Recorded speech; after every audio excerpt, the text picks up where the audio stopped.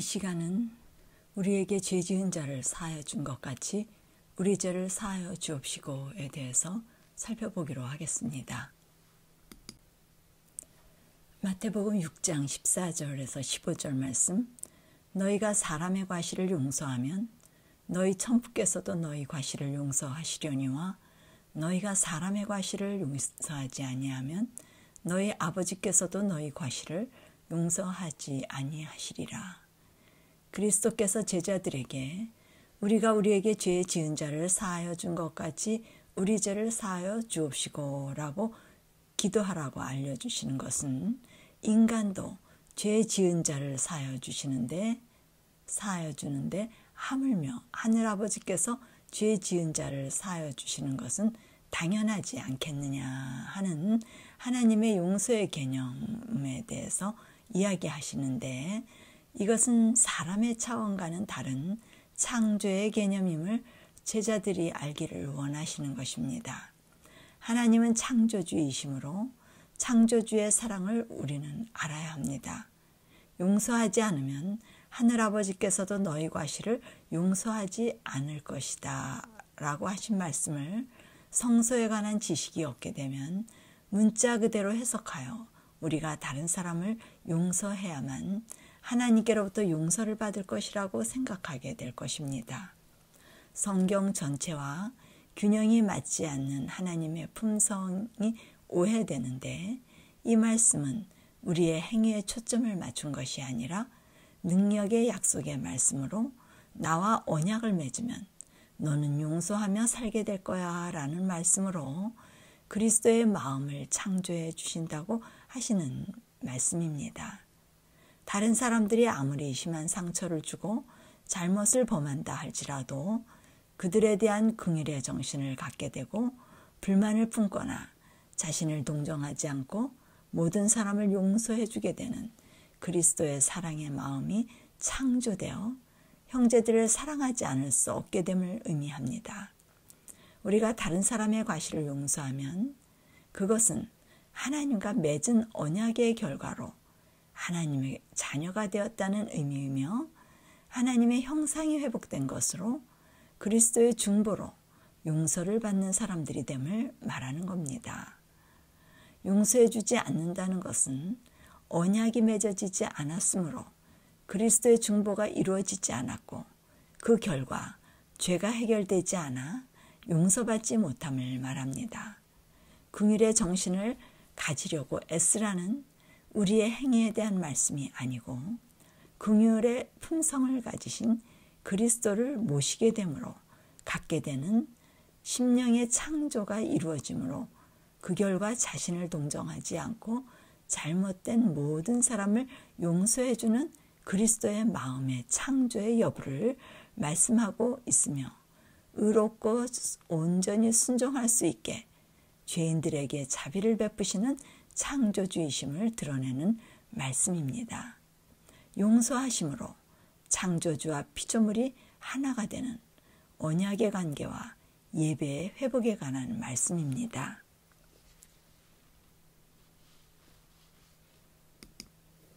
사도행전 2장 38절, 베드로가 가로되 너희가 회개하여 각각 예수 그리스도의 이름으로 침례를 받고 죄사함을 얻으라.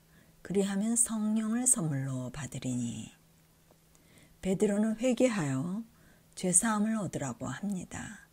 죄사함을 얻으면 성령을 선물로 받게 된다고 하는데, 먼저 회개는 성령께서 도와주셔야 일어나는 일로 죄사함을 얻기 위하여 영혼들의 심령에 회개케 하시는 회개의 영이 역사하게 됨을 말합니다. 회개케 하시는 성령의 역사에 연합할 때 진정한 회개가 이르러 오고, 이 회개는 도덕적인 죄를 범한 것에 대한 애통함이나 후회와 한탄이 아니라 행위적인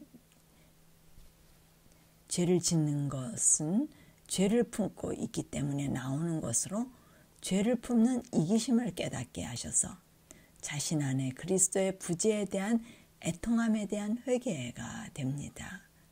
근본적인 본질의 문제를 알게 하시는 것이 성령의 역사로 성령의 이끄심에 의한 것입니다.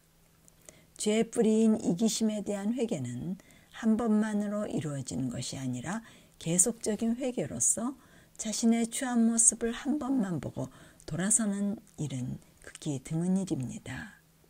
끊임없이 자신의 이기심에서 나오는 더럽고 추하고 썩어가는 모습을 알고 통탄해하며 심령이 가난한 자가 되는 과정은 사람의 일생의 가장 고통스러운 과정이며, 이때 회개는 계속적인 일부 회개의 연속이 됩니다.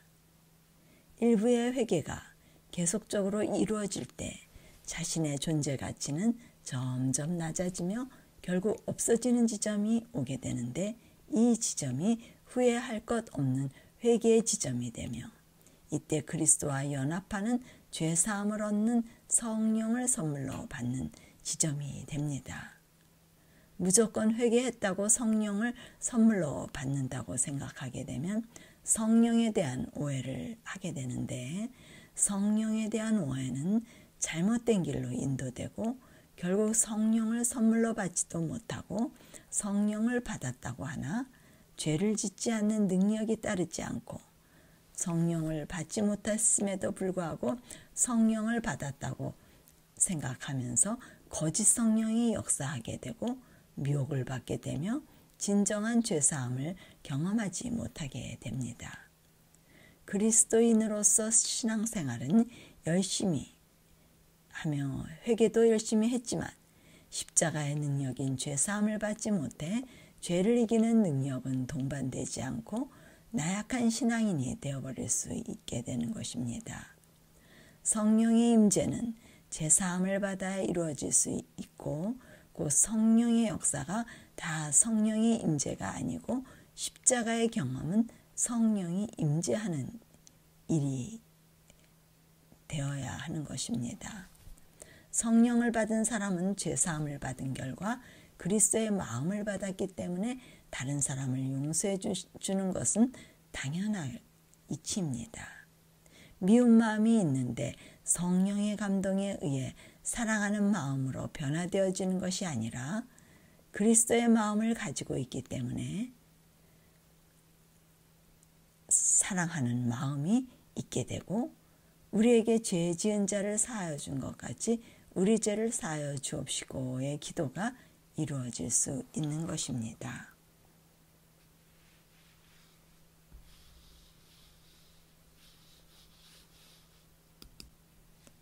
그리스도께서 우리의 죄를 용서해 주신다는 것은 용서해 주시고 끝나는 것이 아니라 우리 마음에 성령을 주셔서 동거하며 살게 하도록 하여 항상 그리스도의 마음을 가지고 살도록 해주시기 위해 용서해 주시는 것입니다.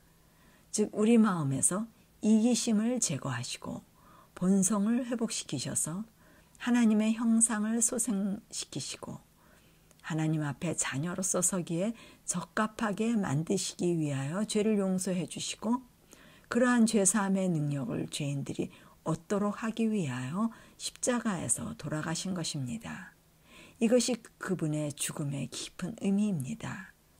이 깊은 의미를 알지 못하면 단순히 죄사함을 얻었다고 말하지만 죄를 짓는 것은 어쩔 수 없다고 믿으며 죄를 지으면 자백하고 또 죄를 짓고 자백하고 또 지으며 자백하는 자백이 마치 용서의 도구인 것처럼 생각하게 될 수 있습니다. 그러한 자백을 하기 위하여 그리스도께서 무한한 희생을 치르신 것이 아니라 그리스도인답게 죄에서 벗어나 의롭게 살게 하시기 위하여 돌아가신 것입니다. 이렇게 용서한다는 것은 많은 사람들이 생각하는 것 이상의 의미를 가지고 있습니다. 이사야서 55장 7절에서 9절, 여호와의 말씀에 내 생각은 너희 생각과 다르며 내 길은 너희 길과 달라서 하늘이 땅보다 높음 같이 내 길은 너희 길보다 높으며 내 생각은 너희 생각보다 높으니라. 하나님의 생각과 우리 죄인의 생각은 하늘과 땅의 차이로 다른 것입니다. 하나님께서 용서해 주신다는 의미와 죄인들이 용서받는다는 의미는 하늘과 땅만큼이나 다릅니다. 하나님의 용서는 죄를 용서할 뿐 아니라 죄로부터 완전히 돌아서게 하여 그리스도와 같이 신의 품성을 소유하게 하여 그분과 형제가 되기에 부족함이 없고 같은 마음으로 하나님의 형상을 닮은 자녀들이 되게 하시는 것이 그분의 죄의 용서의 개념입니다. 이것이 하나님의 사랑으로서 하나님의 사랑은 하늘나라의 원칙을 지키도록 만들어 주시는 것입니다. 그러나 우리가 생각하는 용서는 감정적인 것으로서 원칙을 지키지 않아도 다 허용하고 관용하시는 것이 사랑이라고 생각하며 용서의 개념을 죄를 지어도 용서해 주시기만 하시고 죄를 지을 수밖에 없는 존재인 것을 인정하셔서 무한히 죄인을 포용해 주시고 덮어주시는 은혜를 생각하게 됩니다. 이러한 사랑의 감동을 받아 죄를 짓고 싶은 마음이 없어지다가도 또 잊어버리고 죄를 지을 수밖에 없기 때문에 용서가 필요한 것이라고 말합니다. 이렇게 하나님의 생각과 우리의 생각은 동이 서에서 먼 것 같이 완전히 다른 방향과 차원으로 알고 있는 것입니다. 사랑이란 사랑치 못하는 사람의 마음을 변화시켜 사랑할 수 있는 사람으로 만들어주는 것이 사랑의 증거이며 사랑의 표가 되는 것입니다. 이것을 창조라고 말합니다. 사랑이 없는 마음에서 사랑이 있는 마음으로 만들어주시는 것, 곧 생명이 없는 것에서 생명이 있게 하시는 무에서 유를 만드시는 행위가 창조이며 그래서 하나님만이 창조주 하나님이 되시고 우리는 그러한 일을 못함으로써 창조함을 받아서 하나님과 같이 한결같고 영속적인 사랑을 하게 되는 존재가 피조물이라고 하는 것입니다. 창조주와 피조물은 같은 생각을 갖고 있어야 하지만 죄가 창조주와 피조물의 생각이 달라지게 하여 이제는 다시 원위치로 생각이 같아지게 만드는 것이 재창조입니다. 새로운 피조물이란 사랑이 없는 상태에서 사랑이 있는 상태로 하나님의 형상이 회복되는 것을 말합니다. 시편 51편 10절 하나님이여 내 속에 정한 마음을 창조하시고 내 안에 정직한 영을 새롭게 하소서. 다윗은 죄를 범했을 때 자신 안에 창조가 필요하다는 것을 알게 되었습니다. 자신 안에 사랑이 떠나고 사랑이 없는 생명이 없는 죄인이 된 것을 알았습니다. 자신에게 생명이 없고 하나님과 분리된 존재라는 것을 알게 될 때 창조주께서 자신을 새롭게 창조해 주셔야 하는데 성령을 주셔서 성령이 자신 안에 들어오시면 자신 속에 정한 마음, 그 용서받은 마음이 생겨 사랑이 있게 되며 생명이 있는 사람이 될 수 있음을 알고 창조에 대한 기도를 했습니다.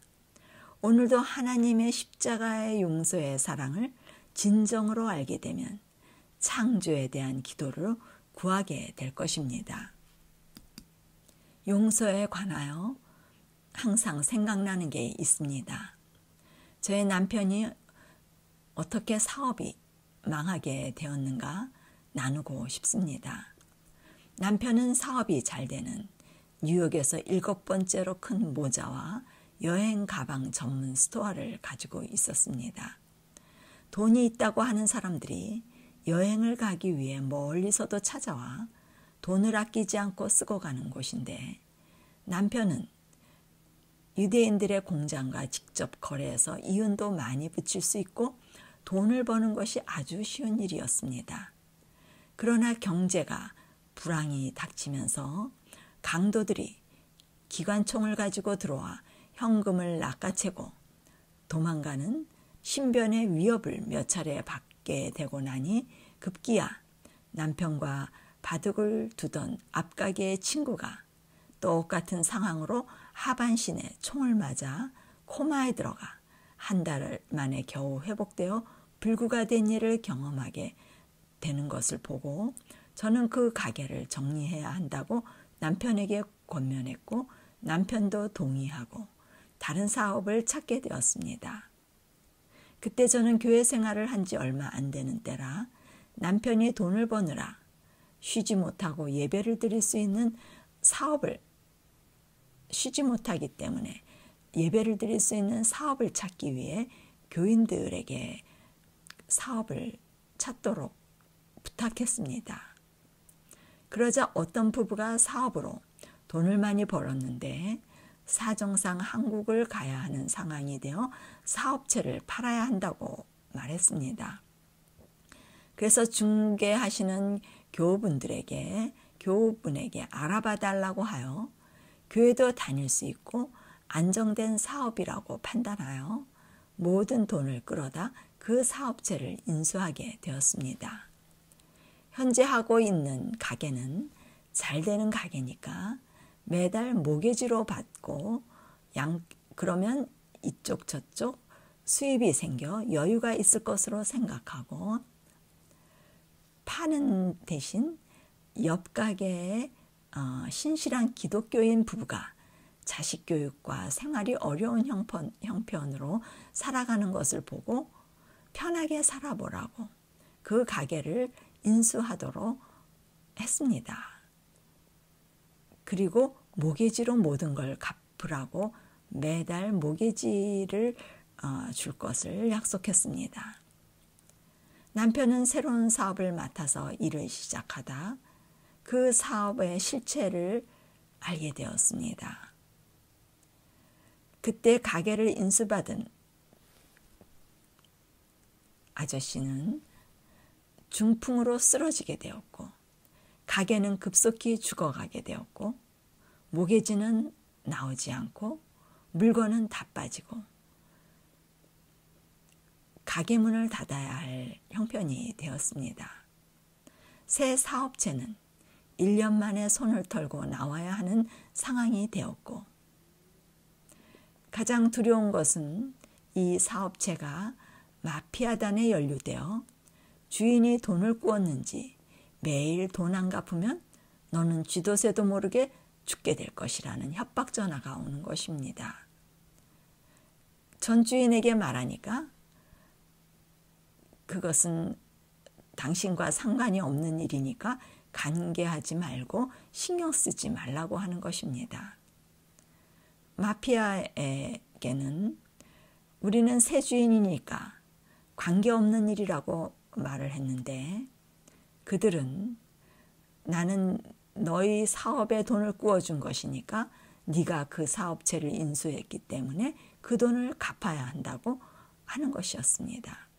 그 협박이 두려워 물론 사업도 하향이었고 결국 1년 만에 손을 털고 나와야 했고 또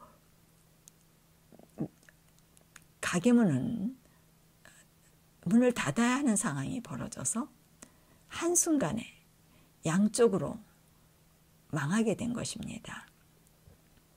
그때 사업을 넘겨준 부부가 교회에서 보게 되는데 교회 사람들이 알려지는 것이 두려워 도리어 자기들이 잘 이뤄놓은 사업을 저희가 인수해서 망하게 해놓았다고 사람들에게 큰 소리로 외치고 다니는 것입니다. 자기네는 그 사업으로 좋은 그러한 생활을 누리고 있다고 잘 되는 사업이었다고 하며 저희를 험담하고 다니는 것을 볼 때 너무 괘씸하고 망하게 한 장본인이라고 생각하니 미워지는 것이었습니다. 그러다 그분들이 한국으로 훌쩍 가버리게 되었고 우리는 모든 경제력을 잃어 남편은 우울증으로 점점 폐인이 되어가고 있었습니다. 저는 그때마다 하나님을 원망하게 되었고 그 사람들이 믿고 그러다 보니 교회 사람들도 보기 싫고 교회도 나가기 싫고 모든 것이 다 원망이 되는 것이었습니다. 그러나 이 사건을 계기로 저는 예수님을 만나 죄사함을 얻는 극적인 제 생애의 완전한 변화, 인생의 귀한 경험을 하게 되었습니다.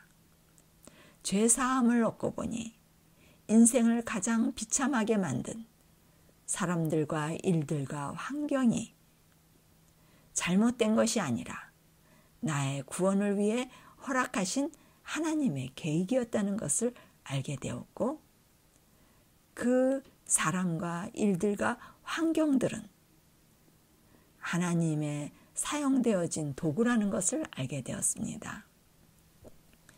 망하게 했던 그분들은 저를 생명의 길로 인도하게 한 은인이 되었던 것입니다. 지금도 그분들을 생각하면 제 눈에서 눈물이 흐르게 됩니다. 하나님의 은혜와 그분들과의 관계로 인하여 이 어리석고 철부지한 사람이 온전한 사람이 된 것이 감격으로 밀려와 마음이 복받치는 정서가 밀려옵니다. 나에게 어떻게 죄사함을 얻는 놀라운 일이 생길 수 있을까? 그 일은 저에게 하나님께 무릎을 꿇는 일들이 일어나게 했고, 평생 나를 지켜줄 것 같은 거대하고 고상하고 가치 있게 보이던 모든 우상들을 과감하게 버릴 수 있게 하였고, 땅의 시선을 하늘 높은 곳으로 끌어올리게 되는 계기가 되었으며, 세상을 과감하게 가치 없이 여기며 눈을 돌리지 않는 일들을 일어나게 한 계기가 되어주는 겸손의 도구였던 것입니다. 그리스도를 영접하는 놀라운 기적이 모든 과거의 상처를 다 치유하고 회복시키셨으며, 하나님의 사랑을 평생 잊을 수 없는 은혜로서 가슴을 새겨주면 그 풍성하게 해주시는 그 은혜를 생명의 귀한 그 생애에 대하여 생각 속에서 떠나지 않고 가슴에 새겨지고, 그때부터 원수나 미움이나 분노나 원망이나 불평이 마음에서 사라져버리고, 항상 하는 고백은 나 같은 죄인 살리신 주 은혜 놀라와. 어메이징 그레이스의 가사를 음미하며 기쁨의 눈물을 흘리게 되는 계기가 되었습니다. 새로운 인생의 목적지를 바꾸셔서 전 존재가 무너지는 사건을 계기로 새로운 인생의 항로를 완전히 돌리셔서 온전한 삶, 가장 고상한 삶을 살게 하는 일은 망하지 않으면 결코 제게 이르러 올 수 없었던 놀라운 축복이었습니다. 이 망한 은혜를 영원히 영원한 세월까지 노래하게 될 것입니다. 이 땅에서 망한 일은 저의 이기심과 교만과 자존심을 망하게 한 것으로 사건과 경험이 구원의 노래가 되었던 것입니다. 세상 살면서 육과 영으로 죽게 되는 일, 망하게 되는 일은 생명을 주시기 위함임을 너무도 잘 알기 때문에 죽게 되는 사람, 망하게 되는 사람을 찾아 위로하며 축복임을 알려주고 위로할 수 있었던 것입니다. 이 구원의 노래 가운데 저는 전생에 연약한 모든 것이 승리를 위해 존재한다는 것을 알고 가장 연약한 것, 인간적인 것들에 대해 찬양하게 되었습니다. 가난, 병, 육체의 연약함, 환경, 체력, 지력, 지식, 남들만 못했던 모든 것들이 다 그리스도를 영접하기 위해 꼭 필요한 일들로서 인생의 모든 일들은 십자가를 위해 존재한다는 것을 알 수 있었으며, 죄 사함을 위해서 존재한다는 것을 깨닫고 언제든지 연약한 사람들을 보면 달려가 그들에게 위로를 줄 수 있게 되었습니다. 그럼으로써 그리스도와 같은 능력이 그것으로 따라오게 됐고, 가장 낮은 자가 되므로 그 일이 이루어질 수 있었으며 그것이 없었다면 그리스도께서 낮은 자에게 주는 위로를 제가 결코 따라할 수 없을 것이라는 것입니다. 그것은 다른 사람을 살리는 훌륭한 도구가 될 수 있었던 것입니다. 인생을 헛되게 산 것이 아니라 이 땅에서 헛되게 산 것 같은 일들이 하늘에서 가장 가치 있는 삶이었다는 고백과 함께 죽고자 하면 살 것이요 살고자 하면 죽을 것이라는 기이한 생명의 법칙을 알게 되었습니다. 그리하여 십자가의 죄사함의 원리는 죽음에 대한 두려움이 없고 살든지 죽든지 평화가 지속될 수 있는 능력이 되었던 것입니다. 그분의 은혜는 낮은 자로 인도하시는데 가장 바닥의 상태인 지점, 반석에 깨어져서 부서지는 지점에서 죄사함의 은혜를 주시고 성령을 주심으로 하늘의 모든 능력을 주시는 것입니다. 많은 사람들이 낮은 자로 인도될 때 하나님의 뜻을 모르고 두려워하며 원망하고 불평하게 됩니다. 그러나 낮은 자로 인도되는 것이 죄사함과 십자가의 능력을 체험하는 은혜의 시간이 될 것입니다. 요한일서 3장 14절에서 16절 우리가 형제를 사랑함으로 사망에서 옮겨 생명으로 들어간 줄을 알거니와 사랑치 아니하는 자는 사망에 거하느니라. 그 형제를 미워하는 자마다 살인하는 자니 살인하는 자마다 영생이 그것에 거하지 아니하는 것을 너희가 아는 바라. 형제를 사랑함으로 사망에서 옮겨 생명으로 들어간 줄을 안다고 합니다. 생명을 얻은 그리스도인들은 형제 사랑이 그리스도의 마음을 소유함으로 당연히 이루어지는 것이기 때문에 증거가 될 수 있는 것입니다. 그러나 형제가 사랑이 되어지지 않는 사람들은 죄사함의 경험을 하지 못하였기 때문에 그리스도의 마음만이 원수를 사랑할 수 있어 자신의 마음으로는 원수는 미워하게 되는 것입니다. 처음에는 미움이 생기다 성령의 감화로 사랑하게 되어진다면 자신의 마음은 미워하는 마음이 본성임을 드러내는 것입니다. 그러한 것을 사랑이라고 하지 않습니다. 생명을 가지고 있는 그리스도인들은 자연적으로 사랑이 흘러나오게 되며 사랑하려고 애쓰는 것은 사랑하지 못한다는 증거입니다. 원수를 미워하는 자는 살인하는 자며 생명이 그 마음에 거하지 않기 때문에 영생이 없는 것입니다. 예레미야 31장 33절 나 여호와가 말하노라. 그러나 그날 후에 내가 이스라엘 집에 세울 언약은 이러하니 곧 내가 나의 법을 그들 속에 두며 그 마음에 기록하여 내가 그들의 죄악을 사하고 다시는 그 죄를 기억지 아니하리라. 그리스도 이후의 신약의 시대는 새 언약의 시대로 돌판에 새겨진 같은 하나님의 법이 성령에 의해 마음판에 기록된다고 합니다. 이제는 그리스도인들은 마음판에 새롭게 창조해 주신 하나님의 은혜를 통하여 율법에 순종하는 생애를 살게 되는 것입니다. 그들은 그리스도의 영의 임재로서 그리스도께서 행하신 대로 행하며 살 수 있게 되는 것입니다. 인생의 모든 일들은 곧 하나님께서 구원하셔서 순종치 못했던 마음에서 순종할 수 있는 마음으로 변화시켜 주시기 위하여 존재하는 것입니다. 모든 죄악을 사하시는 그분께서 우리의 모든 죄의 짐을 내려놓고 자신이 죄를 짓지 않으려고 애써 노력하며 마음과 행위를 갈고 닦아 하나님의 뜻을 이루려는 정신을 다 버리고 그분의 능력으로만 이 모든 것이 이루어질 것에 대한 믿음을 발휘하기 위한 일들입니다. 그렇지 않으면 우리는 이루지 못할 일에 압도되어 결코 창조력을 우리 생애에서 경험하지 못할 것입니다.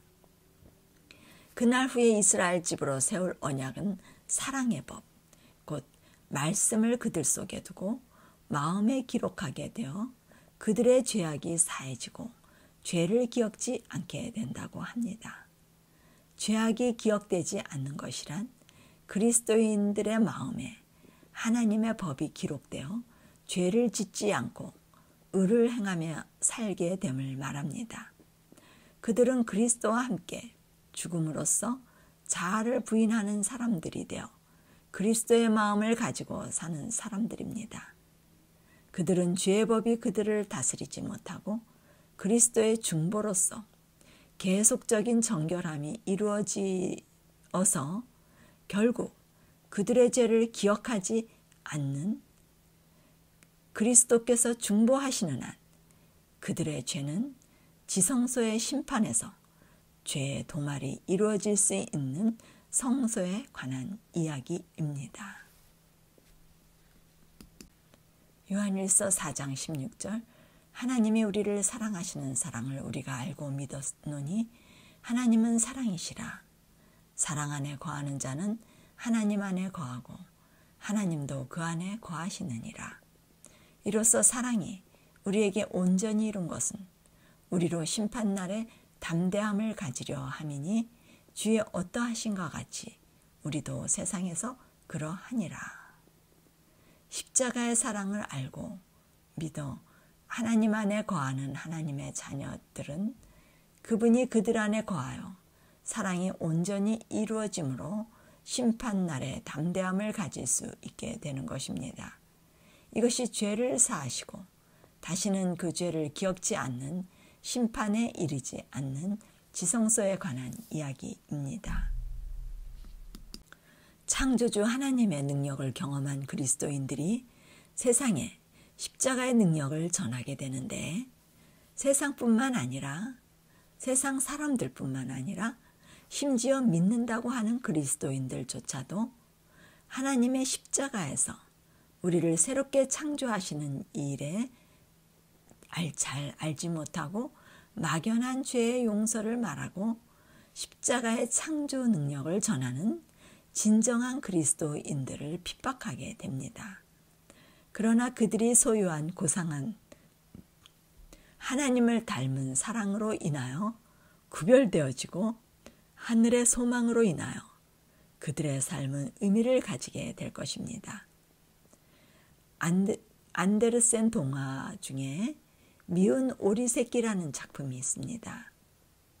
엄마 오리가 알을 품고 새끼를 낳았는데 그 가운데 그들과 같지 아니한 오리 새끼가 있었습니다. 다른 형제와 같지 않음으로 인하여 이 오리 새끼는 형제들에게 미움을 받았습니다. 그는 혼자 쓸쓸히 호수 위를 배회하였고 그때 그는 자기와 똑같이 생긴 어미새를 만났는데 그가 바로 아름다운 백조였던 것입니다. 그리스도의 재림의 때 그리스도인들은 그들의 맏형님이시고 그리스도이신 하나님께서 자신의 아버지이시고 그리스도는 형제이심을 그때서야 만인들에게 드러낼 수 있게 될 것입니다. 그들은 자기를 창조하신 자를 살아서 증거하였고 재림의 때에 확인하게 될 것입니다. 극심한 가난 속에 사는 한 러시아 할머니가 있었습니다. 그 할머니에게는 아들이 하나 있었지만 여러 해 전에 미국으로 떠나 한 번도 할머니를 찾아오지 않았습니다. 친구들은 할머니에게 아들이 한 푼도 도와주지 않느냐고 물었습니다.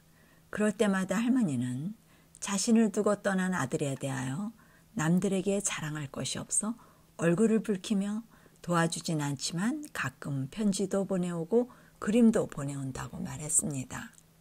그러던 어느 날 할머니는 아들이 보내온 그림이라도 자랑해야겠다고 생각하고 한 친구에게 자랑하듯 그 그림을 보여주었습니다.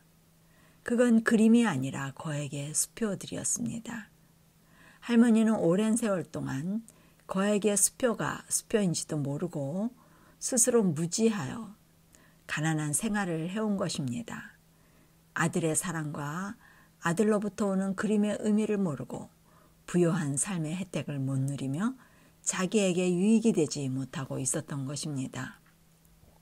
오늘 우리에게 하늘의 거액 수표를 위하여 그리스도께서 돌아가시고 이루어 놓으신 것을 믿음으로 받으라고 초청하고 계시는데, 많은 그리스도인들은 하늘의 보화인 용서의 능력은 보지 못하고 자신들이 알고 있는 무지에 대한 이야기만 하고 있는 것입니다. 능력 없는 죄사함에 대하여 말하고 있는 것입니다. 그러면서 그리스도를 자랑하려고 하지만 하늘의 거액 수표에 대해서 알지 못하고 말하지 못하고 자신들이 가치가 있다고 생각하는 땅의 수표에 대해서만 말하고 있는 것입니다. 하늘의 거액의 수표를 모르면 알게 모르게 땅의 수표에 가치를 둘 수밖에 없는 것입니다. 그러므로 그리스도를 헛되게 말하고 능력이 없는 그리스도는 종이 조각과 같이 취급되어지고 있는 것입니다. 하늘의 화폐는 죄를 짓지 않으며 그리스도의 품성이 나타나는 능력이 동반된 십자가로 다른 사람들이 소유하지 못한 것을 자랑할 수 있는 것인데도 불구하고 자신에게 아무 능력이 나타나지 않고 자랑할 수 없는 시시한 십자가의 이야기만 하고 있게 되니 다른 사람들이 부러워할 것이 없는 것입니다. 믿는다고 하는 사람과 믿지 않는 사람들이 다 똑같은 상태이기 때문에 교회만 다닌다고 구원받는 것이라면 하나님은 아주 옹졸한 품성의 소유자로 별로 매력이 없다고 생각이 되어지도록 하는 것입니다. 그들이 보기에 하늘의 거액의 수표와 자신들이 발행하는 수표는 다를 바 없는 수표처럼 보일 것입니다. 성경은 하늘의 거액 수표를 약속해 놓고 호소하고 있습니다. 하나님을 모르는 이방인이나 그리스도인들이나 다 돈 한 푼 안 보내주는 아들 이야기를 끊임없이 하고 있는데, 그러한 상태에서는 그리스도인들은 십자가의 그리스도의 능력에 대하여 자랑할 것이 없게 될 것입니다. 요한일서 3장 24절, 그의 계명을 지키는 자는 주 안에 거하고 주는 저 안에 거하시나니 우리에게 주신 성령으로 말미암아 그가 우리 안에 거하시는 줄을 우리가 아느니라. 하늘의 거액 수표는 우리에게 계명을 지키는 일이 불가능한 상태에서 창조로서 가능하게 하는 것입니다. 죄를 지을 수밖에 없는 죄인이 죄에서 벗어나 자유하여 죄를 짓지 않고 살 수 있는 마음으로 하나님께서 창조해 주시는 능력입니다. 의인과 죄인의 차이는 창조를 믿는 것과 믿지 않는 것의 차이입니다. 십자가의 죄사함의 능력이 자신을 의롭게 만들어서 그리스도의 품성을 우리 마음에 만들어주시는 창조를 믿는 것이 의인입니다. 우리 죄인들은 두 부류의 이야기를 즐겨합니다. 한 부류는 우리는 어쩔 수 없는 죄인인데 매 순간 기도와 성령의 감동으로 선한 마음을 가져서 죄를 승리하게 하시는 분이시라는 것을 간증하는 부류로서 순간적인 능력을 받는 이야기입니다. 계속적인 능력 이야기가 아니라 일시적 능력으로서 얻어 이루어지는 이야기입니다. 평소에는 죄를 지을 수밖에 없는 마음이지만 순간적으로 성령의 능력을 얻어 죄를 이길 수 있는데, 그러한 성령의 감동이 매 순간 일어나는 것이 아니고 지속적일 수 없는 마음, 곧 자기 마음과 그리스도의 마음이 오락가락한다는 이야기를 간증하는 부류로, 이것이 십자가의 능력이라고 말하나 십자가의 능력은 일시적인 능력을 받는 것으로 알고 말하게 됩니다. 일시적으로 능력을 받고 다시 원위치인 죄인의 마음으로 돌아가 지배적인 마음은 죄를 지을 수밖에 없는 죄인의 마음이 지배하고 있다는 것입니다.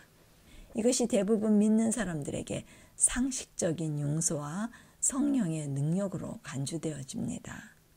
그러나 창조는 일시적인 것이 아니라 영속적인 마음을 지배하는 것입니다.